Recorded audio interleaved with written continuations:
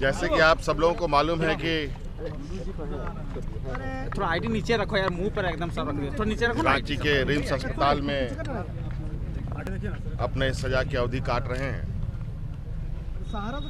एक शिष्टाचार मुलाकात भी बनता है, इसके तहत हम इनसे मिलने भी आए। सेहत भी उनकी ठीक नहीं थी तो वो जानने के लिए आए।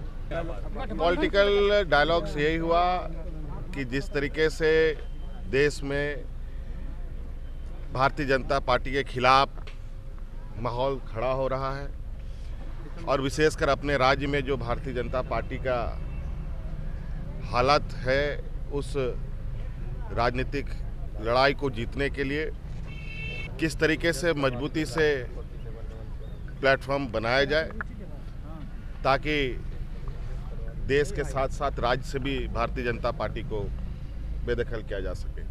बहुत से लोगों को उस फंक्शन के बारे में मालूम होगा।